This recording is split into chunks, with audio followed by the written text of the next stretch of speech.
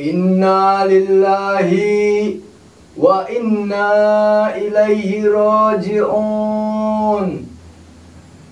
Inna lillahi wa inna ilaihi raji'un. Malam adalah sempurna, tempat bagi manusia semacam saya mencari harapan. Harapan yang mungkin mustahil, namun tidak mustahil selagi tekad masih terkepal. Mungkin sebagian dari kalian sudah tahu bahwa beberapa saat yang lalu ada seseorang wanita yang mati. Ya, dia mati tepat pada malam Selasa Kliwon.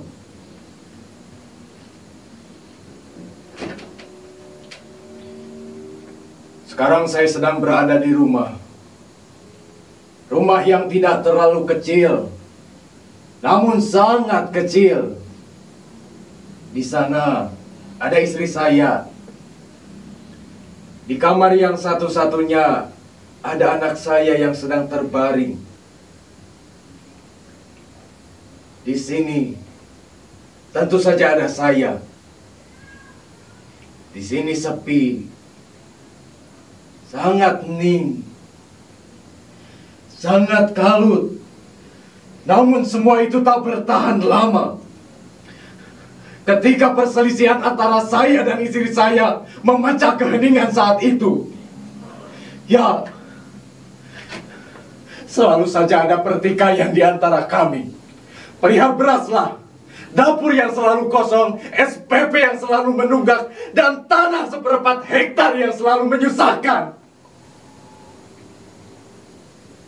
Pertengkaran ini selalu ada dan tak pernah habis. Saat itu juga, saya memutuskan untuk keluar dari rumah. Karena saya tahu, apabila saya tetap di sini, pertengkaran akan tetap berlangsung. Dengan rasa kecewa, saya membuka pintu. Lalu istri saya masih sempat-sempatnya bertanya, "Kemana, Kang?" "Ronda," jawabku. Lalu dia bertanya lagi, "Bukan harinya kok ronda." Saya tidak mengindahkan apa yang dikatakannya. Saya langsung keluar. Bukannya saya tidak peduli. Saya marah terhadap saya. Saya marah terhadap keadaan. Saya marah terhadap semuanya. Bagaimana tidak? Saya kira semua penderitaan telah singgah dalam keluarga saya. Saat ini, saya bingung harus melakukan apa. Saya frustasi. Entah apa yang saya pikirkan. Saya hanya ingin kaya raya, yang barangkali hanya itu cara agar bisa keluar dari situasi ini. Diselimuti gelisah dan pikiran yang buntu, terbesit dalam pikiran saya untuk melakukan pesugihan. Ya, pesugihan. Tapi saya juga masih bingung. Lalu saya berpikir, semakin saya berpikir dan terus berpikir dan terus berpikir, semakin saya yakin hanya pesugihan. Ya, hanya pesugihan. Hanya pesugihan yang bisa membuat saya kaya raya. Banyak uang, banyak harta, banyak segalanya.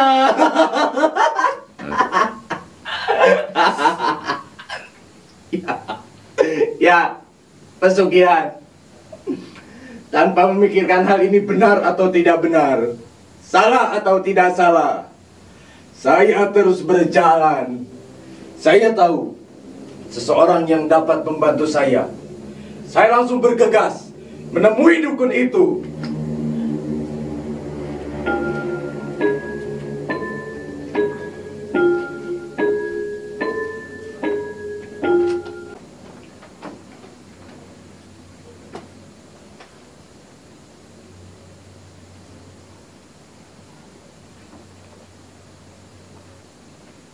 Sesampai di sana, sebenarnya saya juga masih bingung harus mengatakan apa.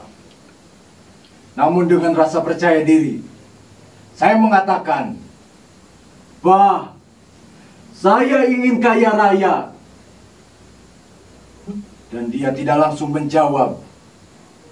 Dia hanya diam. Lalu, dia mulai berbicara. Ada beberapa persyaratan yang harus kamu tunaikan. Dari sana, saya hanya mengangguk-ngangguk saja. Yang pertama, bertapa 7 hari 7 malam di hutan. Dan yang terakhir, menggigit telinga perempuan yang mati pada malam Selasa Kliwon. Ya.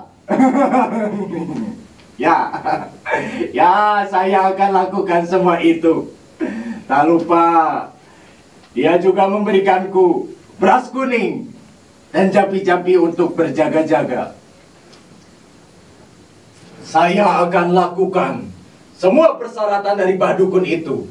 Bertapa 7 hari 7 malam dan menggigit telinga perempuan yang mati pada malam Selasa Kliwon.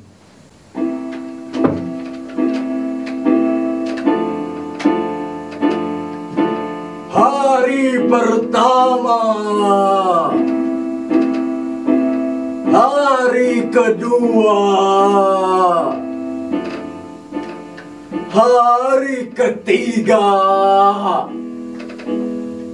hari keempat, saya bertapa di hutan yang kelewat-lewat sangat angker itu.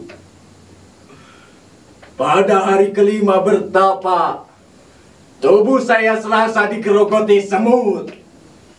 Gatal, sangat gatal. Tapi saya berhasil melewati itu semua. Pada hari ke-6 bertapa, saya rasa tempat itu banjir. Air terbenam sampai dada saya. Saya tidak bisa bernapas. Tapi saya juga berhasil melewati itu semua. Pada hari terakhir bertapa, saya bertemu seorang kakek-kakek. Lalu dia bertanya, "Apa yang kau inginkan?" Saya tentu saja menjawab, "Saya ingin kaya raya." 7 hari 7 malam telah saya lalui bertapa di hutan ini. Kini tinggal saatnya menggigit perempuan yang mati pada malam Selasa Kliwon.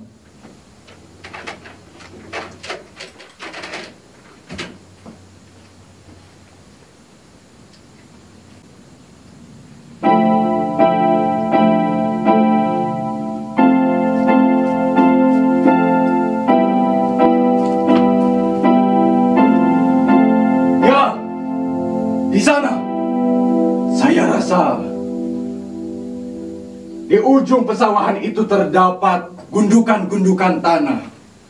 Dalam gundukan tanah itu terdapat kuburan-kuburan desa. Dan saya tinggal mencari gundukan tanah yang baru. Tepatnya, kuburan wanita yang mati pada malam Selasa Kliwon. Ya, saya tinggal mengangkatnya. Lalu, saya gigit telinganya. Dan saya bawa ke pekarangan rumah dan jual. Saya kaya. Kaya. Ya. Tapi saya juga tahu kuburan itu pasti dijaga oleh orang-orang desa. Tapi sebenarnya saya tidak usah khawatir. Soalnya Saya mempunyai beras kuning dari Madukun. Saya tinggal baca mantranya. Jop angin aren heula. Kaula rek macakeun aji pangnirap nu diturunkeun ti Raden Indrajit Pangeran Alengkadiraja. Baginda geus nyarekeun Rama jeung erek nyarekeun jalma-jalma anu jaga kuburan.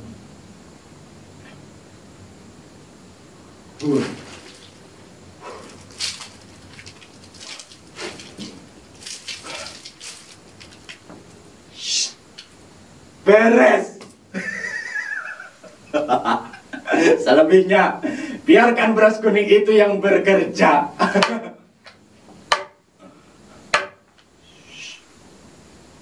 Sabar, sabar. Bekerja itu tidak boleh gerasa gerusu. Lihat, lihat. Orang-orang itu tertidur pulas. Manjur juga mantra itu. Ya, sekarang malam ini terlampau terang. Saya matikan saja rongsokan ini.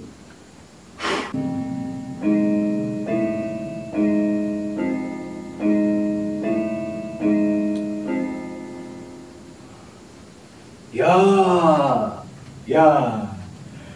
Untung tanah ini berpasir.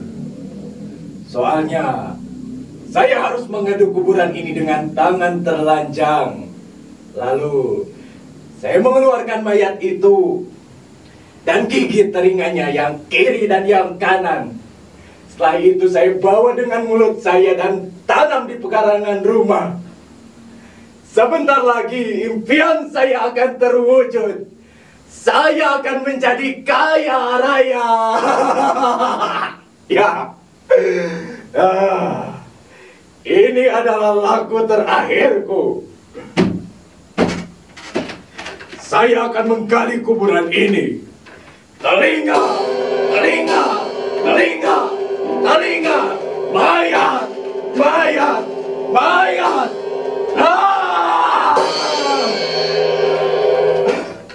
Jari-jari saya sakit, sangat perih. Kerikil banyak menghantam jari-jari saya.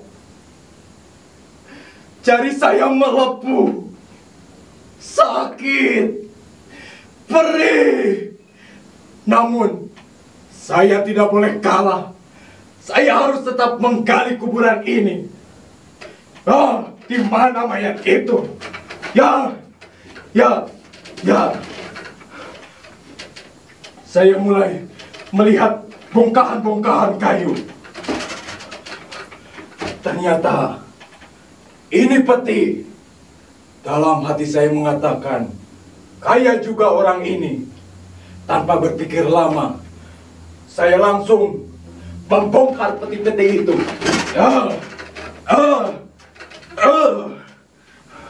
Tanah-tanah mulai menutupi mayat itu. Asal kalian tahu, saya tidak bisa berdiri di tanah ini tanpa berdiri. Lalu saya coba mengangkat. Saya raih kapan itu dan terus menariknya.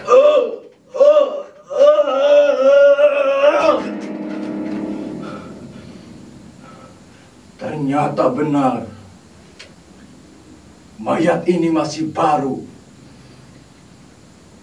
Bau kapan? Bau kapur. Saya buka saja bagian yang menutupi kepalanya. Rambutnya terlampau panjang sampai menutupi telinga.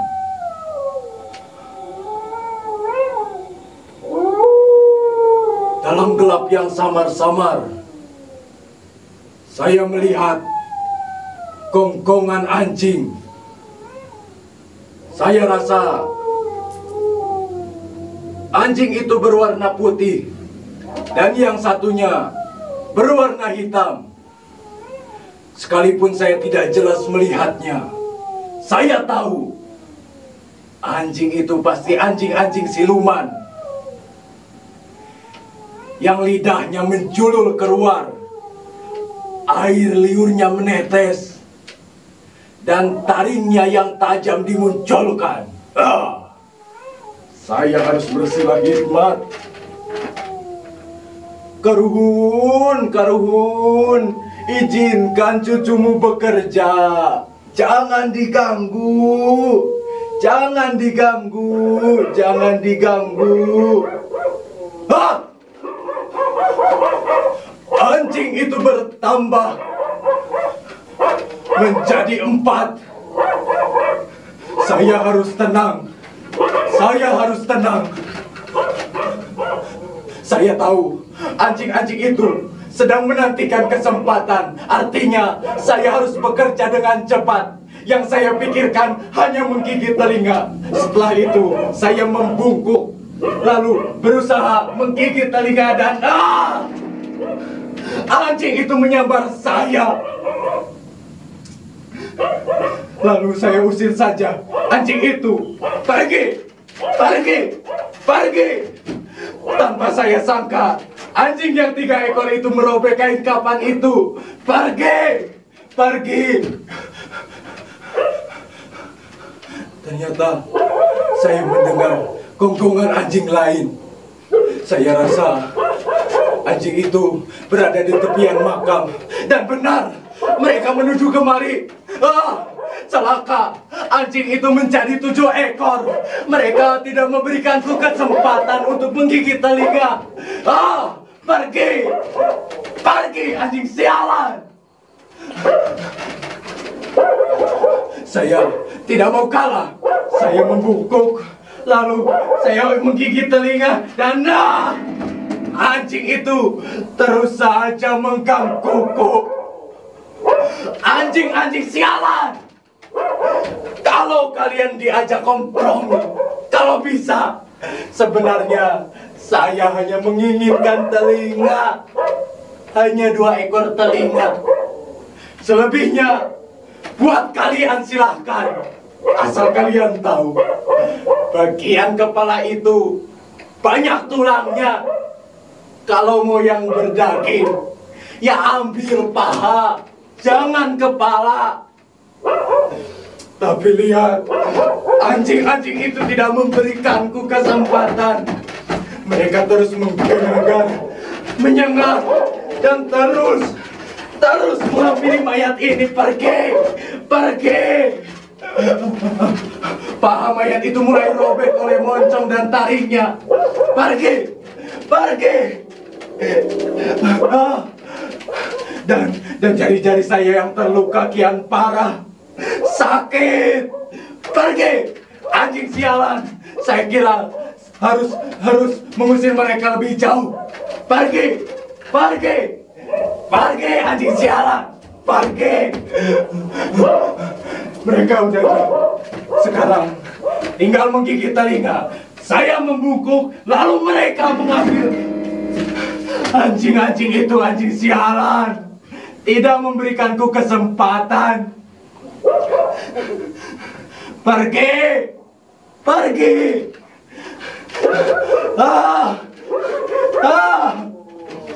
Jari-jari saya terluka parah.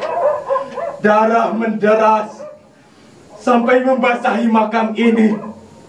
Sakit.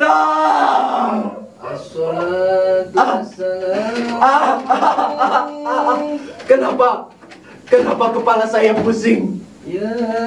Kenapa kepala saya pusing? Kenapa kalian kunang-kunang? Samar-samar. Badan saya gemetar. Saya lemas.